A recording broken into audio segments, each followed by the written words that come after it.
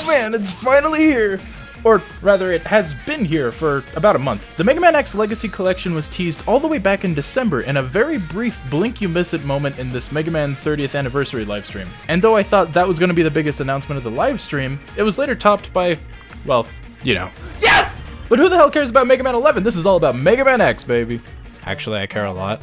As a fan, it means a lot to me that Mega Man is making such a triumphant comeback, and I can't thank Capcom enough for finally caring about their fan bases again without trying to capitalize on my nostalgia. It wasn't until about 4 months later that we finally got any news on this supposed Mega Man X collection in development, with a brand new trailer not only showcasing that all 8 Mega Man X games were coming to all current platforms, including PC, they also gave us a bunch of new knickknacks to play with, including a sound test, concept art, and additional lore. And I gotta say that it's really cool to look at all of these old collectibles, but as a collector myself, it almost kind of hurts a little, like I'm being teased. Like, I can't ever have this. It would look really cool on my shelf.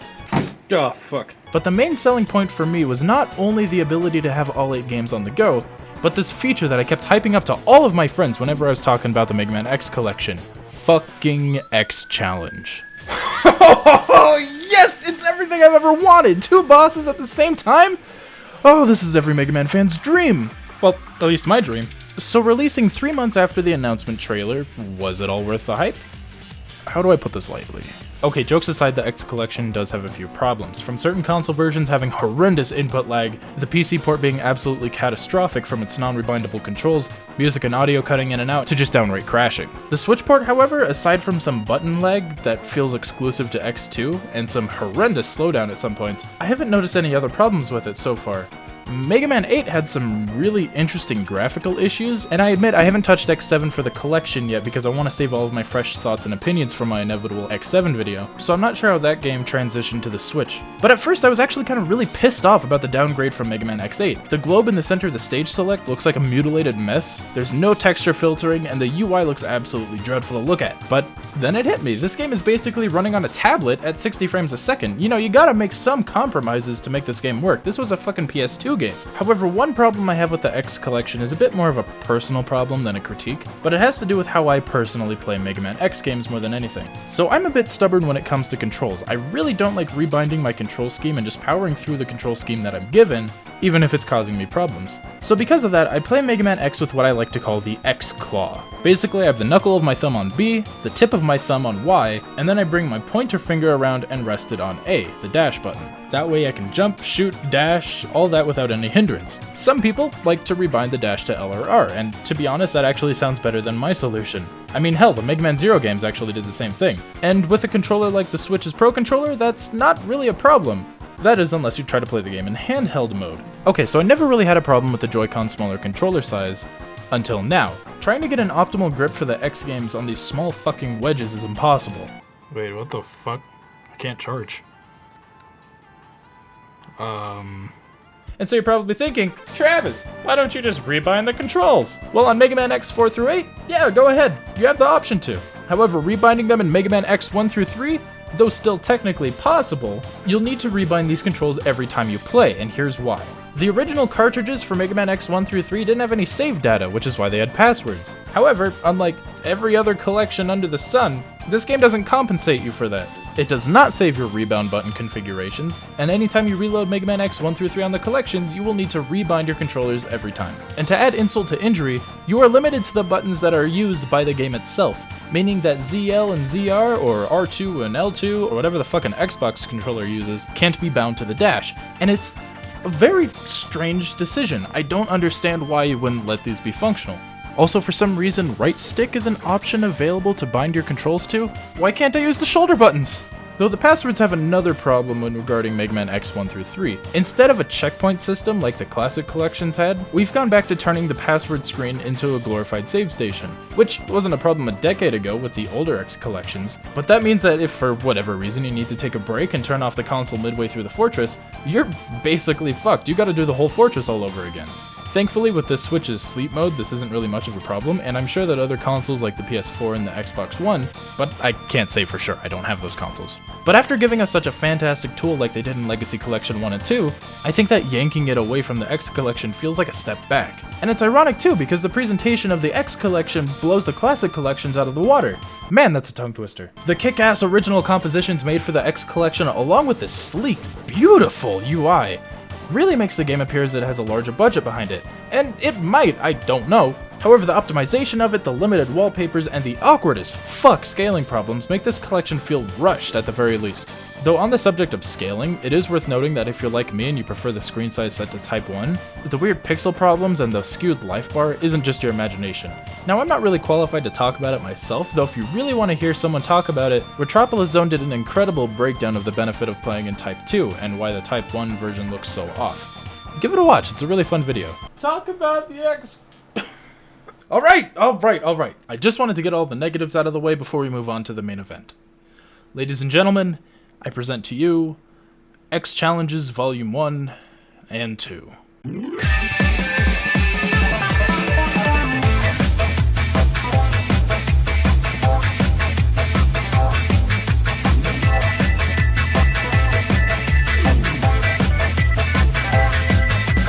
X Challenge is fucking amazing, and it is basically everything that I've ever wanted since I was a little child, imagining what certain weapons would do against bosses that didn't belong to that game. In a way, it sort of feels like if Mega Man X were an arcade game. Like, the way it works is that there's 9 stages with 3 levels in each stage, and in each level you'll be facing off against bosses from X1 through X6. Each level also has some kind of theme. Like one fight, it has the jungle bosses like Commander Yamark and... that can't be a typo, Spike Rosered? Yeah, okay, I'll stop playing it up, at least not until my X5 video. TLDR, Mega Man X5's bosses were named after Guns N' Roses members. They aren't anymore, but that doesn't change the fact that X3's Neon Tiger stole My Michelle from Guns N' Roses, so it can't be that Capcom hates Guns N' Roses, right?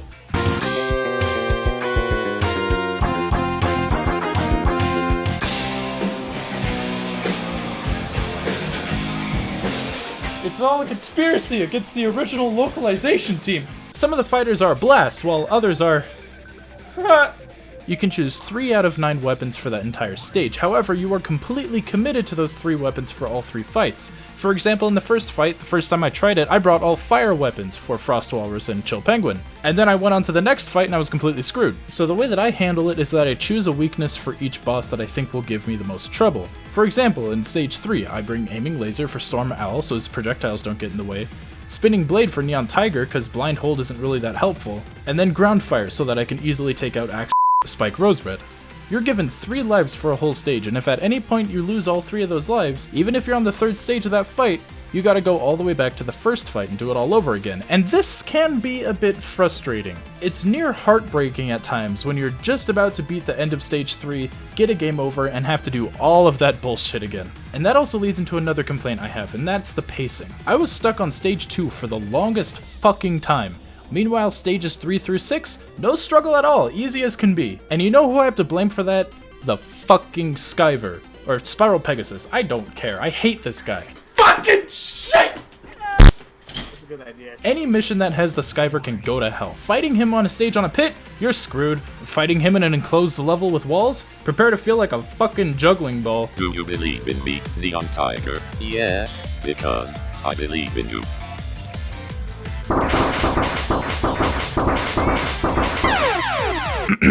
But I will say that much like every other game with ball-busting difficulty, finally landing the killing blow on one of these guys is so satisfying.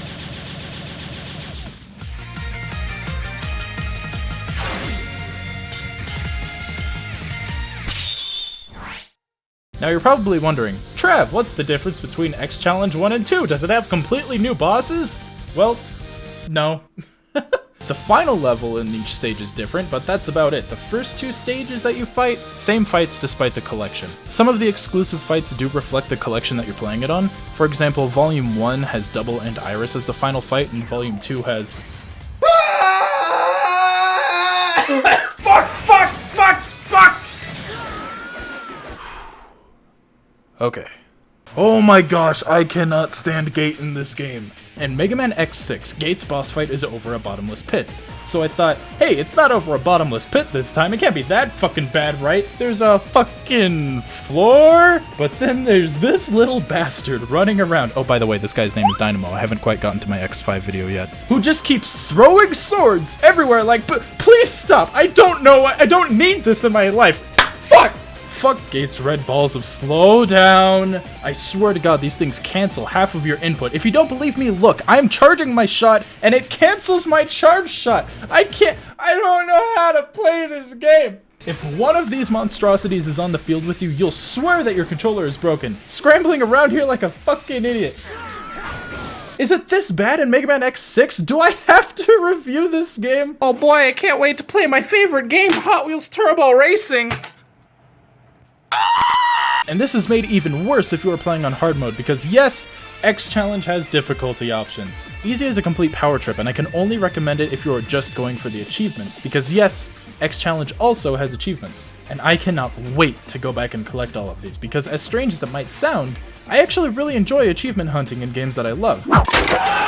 Like every video game ever released since the dawn of time, I recommend playing the game on normal mode, because the way I see it, normal mode is the way that the developers intended the game to be played.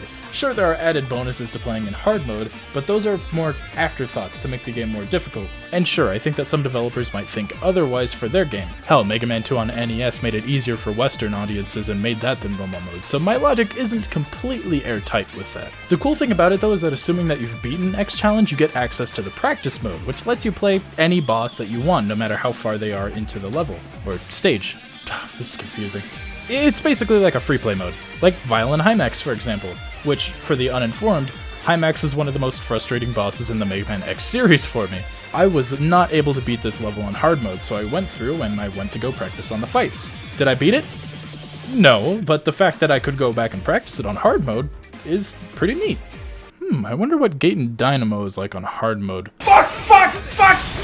However, easy mode is just way too easy. Honestly, the only reason that I played through the easy difficulty is so that I could snag this really cool wallpaper for beating easy mode, because you get wallpapers for beating each difficulty.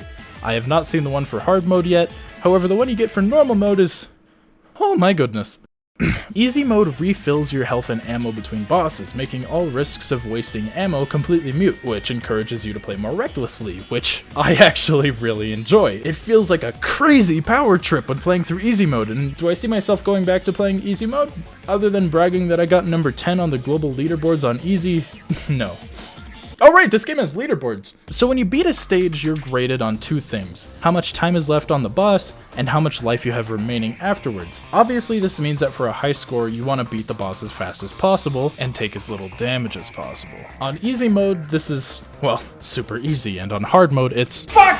The weird thing about hard mode is that it feels like a simple adjustment, but more than that, it's just boring. The difficulty feels artificial, though it is optional, so I can't really complain about it too much, but when you're alone with that one boss that you know that you can easily beat, it just feels tedious. And same for easy mode, I guess. All it really changes is that your weapons do twice as much damage and you take half as much damage, whereas on hard mode it's the other way around. I actually tested this myself. I went into the first fight on X Challenge on all three difficulties, and received touch damage from Frost Walrus twice, so that I can get a more accurate scale of damage. Getting hit twice on easy resulted in 2 units of damage, getting hit twice on normal resulted in 6 units of damage, and getting hit twice in hard mode yielded 16 points of damage. So if I wanted to get super technical, it's fair to say that, oh fuck, hold on, I know how to do math. I didn't fail 2 semesters of advanced algebra for nothing. What are you doing? You receive 2.6 times as much damage in hard mode than you do in normal, and in easy you receive 0.3 times as much damage as in normal. And no, going in without armor doesn't really change the damage numbers. There doesn't really seem to be a point as playing as unarmored X. Or is there? Maybe you get a score multiplier. To test this, I played through X Challenge 1 with weapons equipped, and only using the X Buster, and by the end of the run I accumulated 54,240 points. And then I ran through it again without armor equipped, and my score was about the same. And so yeah, there's really no point to play X Challenge without armor other than bragging rights, and that's okay. I like bragging rights. Also, for some reason, the Z-Saber has the projectile buster on it as Armorless X, or maybe it's because I'm on easy. Speaking of the armor though, if you don't select any weapons in X Challenge, you get the option to play as unarmored X, with the exception of the leg boots. The armor itself though Man, I don't know. It's not that practical. All you get is the Plasma Buster from X4, which the Plasma Balls actually do additional damage, and that's kind of nice, because they didn't do that back in X4 and 5. But other than that, you don't get a Giga Attack, the helmet doesn't do jack shit, and whoever was coloring the sprite did a really lazy job, which is really a damn shame, because the concept art looks absolutely beautiful. Like, I love this concept art, but when you look at the sprite, just look at the hands. What's wrong with them? Granted, when you're running around, you're not really paying that much attention to it. You're paying attention to how tall X is compared to, like, Storm Eagle. But overall, there's a lot of awesome matchups in the game. Morphmoth and Blizzard Wolfang, for example, is a fucking spectacle, and it feels exhilarating. Gate and Dynamo's fight is actually pretty fun, assuming you're not playing on hard. And accompanied by that music that plays during that final fight, oh, it feels so good. Actually, all of the music in X Challenge is fucking phenomenal. All 6 boss themes from Mega Man X 1 through 6 have been remixed and given new choruses? Breakdowns? I don't have good music vocabulary. New parts that make them feel unique. With X3 and X6 as being my personal favorite. I love how funky X6's theme is.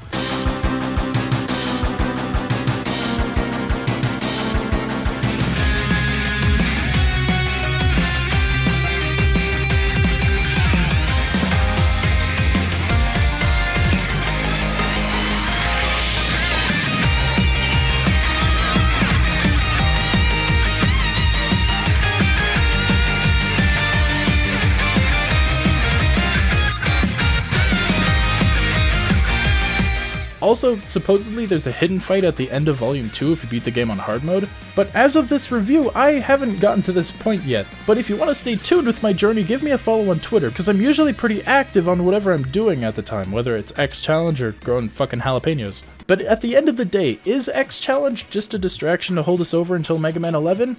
Yeah. Is X Challenge fun and worth the wait for X veterans? Also yes. Overall, there's nothing stopping me from recommending X Challenge to newbies and veterans alike. Whether you think of it as an arcade game or a glorified boss training room, a waste of time, whatever, just pick the difficulty that's best for you and try not to get screwed over by Gates RNG. That's it, have a great time! Well, I've had my fill of the Mega Man X Legacy Collection for a while. More specifically,